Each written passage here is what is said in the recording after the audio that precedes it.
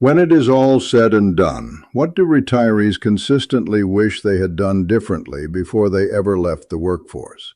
Hello, everyone. I'm Daniel Whitmore, and I'm sitting here today thinking about something that's been on my mind more and more as I help people in their 60s, 70s, and beyond plan their retirement. It's not about Social Security calculations or Medicare coverage or withdrawal strategies. Those matter, absolutely. But today I want to talk about something deeper. I want to talk about the things people regret at the end of their retirement, because knowing what those are now might change the decisions you make today. I spent 20 years in the Social Security Administration. I reviewed thousands of claims. I helped families understand their benefits. And over all that time, I noticed something. People don't come back to me years later and say, "Daniel, I wish I'd gotten a better return on my 401k." They don't say, "I regret not having a more aggressive asset allocation." What they talk about is different. It's deeper. And I think we need to listen to that. A few years ago, I learned about Bronnie Ware. She's an Australian nurse who spent years caring for people in the last months of their lives. She would sit with them and ask simple questions about their regrets. And she noticed patterns, real, consistent patterns. These weren't random thoughts. These were the deep themes that ran through what people reflected on when their lives were wrapping up. And she wrote about 5 major regrets. And I have to tell you, once I read about them, they completely changed how I think about retirement planning. So let me share those 5 regrets with you today. Not because I want to make you sad, but because I think understanding them now can help us all design a retirement that we won't regret. A retirement that's aligned with what actually matters to us. The first regret Bronnie heard again and again was this: "I wish I'd had the courage to live a life true to myself, not the life others expected of me." Think about that for a moment. People on their deathbed were saying that they hadn't lived authentically. They'd spent their lives doing what they thought they were supposed to do, what their parents expected, what their community expected, what society said they should want. And by the time they looked back, they realized half their dreams had never been pursued because they were too busy pursuing someone else's vision of who they should be. Now, how does this connect to retirement? Well, I see this pattern all the time. Someone will call me in their early 60s and tell me they want to retire. But then they start talking about what retirement should look like. And it's almost never their authentic picture. It's what they think retirement should look like. Maybe they think they need to buy a bigger house because that's what successful retirement looks like. Maybe they think they need to take big vacations because that's what they're supposed to do. Maybe they think they can't really rest until they've hit a certain investment number, even though deep down they know that number was someone else's idea of security. I had a conversation with a man named Robert not too long ago. 63 years old, good job, decent savings, but he was miserable. He told me he'd spent his whole career in management because his father wanted him to be in management. He didn't actually enjoy managing people. He wanted to work with his hands. He wanted to build things. He wanted to tinker and create. And now he was facing retirement and asking himself, do I really have to keep living this way in my 50s and 60s? Do I really have to retire from something I never wanted to be doing in the first place? The question he needed to ask himself was not just, can I afford to retire, but can I afford to live another decade of a life that isn't mine? And when he asked that question that way, everything changed. He didn't retire. He retrained. He moved into a woodworking apprenticeship at 63. He took a salary cut, and you know what? He's happier now. Is he going to have as much money in retirement? Maybe not. But he's going to have a retirement that's actually his. That's what I mean by the first regret. In retirement, you finally have the freedom to live on your own terms. Don't waste that by living out someone else's script. The second regret was equally powerful. I wish I hadn't worked so hard. Now, I want to be careful here. There's nothing wrong with hard work. I work hard. I'm proud of the work I do. But Bronnie noticed something specific. She said the men she cared for regretted spending so much of their life on the treadmill of work existence. And what struck me was that their regret wasn't really about work itself. It was about what they'd missed because of work. They'd missed their children growing up. They'd missed time with spouses. They'd missed building friendships. They'd missed their own health. They'd deferred living because they were always chasing the next professional milestone, the next promotion, the next achievement. And one day they woke up and realized they'd optimized their entire life for something that didn't actually matter as much as they thought. I think about a woman I knew, Karen, who spent 35 years in finance. Very successful, very respected. She made a lot of money. And she told me one day, "Daniel, I looked up one day and realized my kids were grown. I had been sitting in that office so many days when my daughter was performing in school plays. I was in a meeting, I was on a conference call, and now she's 30 years old and we're close, but I missed so much." That's the second regret. That's working so hard for a future retirement that you miss the present that's actually happening right now. And here's what I realized about this regret and retirement planning. The question isn't, how much money do I need? The question is, how much money do I actually need? And what am I willing to trade for everything beyond that? Because the truth is, past a certain point, more money doesn't make your life better. It just changes what you're optimizing for. And if you're not careful, you'll optimize for money right up until the day you retire. And then you'll realize you've spent 40 years getting ready to live, but you forgot to actually live. The third regret I want to share with you is this. I wish I'd had the courage to express my feelings.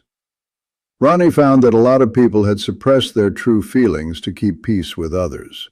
And that suppression, that constant self-editing, that exhausting work of being someone other than who you are, it took a toll. Some people even developed illness from the stress and resentment of holding things in. How many of us go through life not saying what we really think? We agree when we disagree. We smile when we're frustrated. We go along with plans we don't want to go on. We keep quiet about what hurts us or bothers us because we don't want to rock the boat. We don't want to disappoint people. We want to be liked. But that constant self-suppression is exhausting. And it doesn't stop because you retire. If you've spent 40 years not being honest about your feelings, you're not going to suddenly become authentic just because you stop working. In fact, retirement sometimes makes it worse, because now you have all this time with the people around you. And if you've never been honest with them, retirement can feel suffocating. I think about the importance of being able to say no, to say what you actually want, to express when you're unhappy or uncomfortable. These are things that matter in retirement. They matter when you're deciding how to spend your time. They matter when you're deciding who you want to spend it with. They matter when you're being asked to do things you don't want to do. The fourth regret was about relationships. I wish I had stayed in touch with my friends. This one hit me hard when I first read it. People were saying that they looked back and realized they'd let friendships slip away. They'd been so caught up in work and family and the demands of daily life that they'd let the people who brought them joy kind of fade into the background. And by the time they had time for those friendships again, it was late. Some friends had moved away. Some had passed away. Some relationships were hard to rekindle because there had been so much distance. And Bronnie noted something really important. People don't regret the friendships they invested in. They regret the friendships they let slide. The golden friendships. The people who made them laugh. The people who got them. The people who mattered. Here's what I know about retirement. You're going to have more time than you've ever had. You're going to have freedom in a way you might not have experienced since you were a kid. And one of the biggest mistakes I see people make is thinking that freedom means being busy. They retire, and they immediately fill their schedule with travel and projects and activities.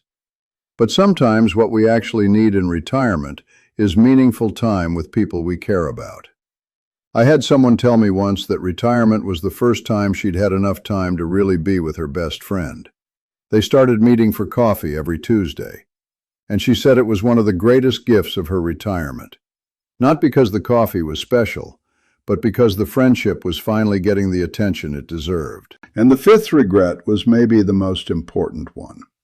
I wish I had let myself be happier. Bronnie discovered something interesting. Many of the people she cared for didn't realize that happiness was actually a choice. They'd gotten stuck in patterns, bad patterns, negative patterns, and they'd convinced themselves that's just how they were. They were the type of person who worried. They were the type of person who couldn't relax.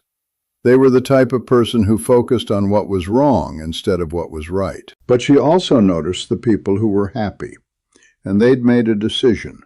They decided to be happy. Not in a naive way, not in an ignoring reality way, but in a deliberate way. They chose to focus on gratitude. They chose to spend time on things that brought them joy. They chose to spend time with people who lifted them up. They chose their thoughts. Now, retirement is going to give you a blank canvas. What are you going to paint on it? Are you going to sit and watch the news all day and feel anxious about everything? Are you going to focus on your aches and pains? Are you going to compare your retirement to everyone else's? Or are you going to be deliberate about what you're going to do with all this time? Are you going to pursue things that bring you joy? Are you going to be with people who matter? Are you going to choose gratitude? I think about those 5 regrets, and I realize they're not really about money at all. They're about meaning. They're about authenticity. They're about relationships. They're about time and how you spend it. They're about choosing happiness. And here's what I want you to know. All of those things are available to you in retirement. You don't need a certain net worth to live authentically. You don't need a certain amount of investment returns to invest in your friendships. You don't need perfect health to choose happiness. What you need is intention. You need to think about what you actually want, not what you think you should want, not what your neighbor wants, not what Instagram says you should want, but what actually brings you alive, what actually matters to you. And then you need to make sure that your financial plan is supporting that vision, not the other way around. So many people work backward. They figure out what they think their retirement should cost, and then they design their life around that number. But I think you should work the other way. You should figure out what your ideal life looks like. What does a meaningful retirement look like for you?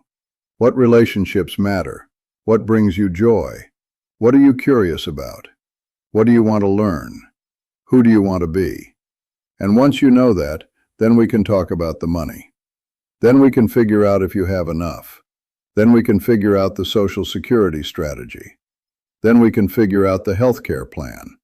Because the money is a tool, it's not the point. The point is the life you're going to live. I'm 62. I'm at the point where I'm thinking about what I want my retirement to look like. And I'll tell you, I'm not thinking about the size of my portfolio.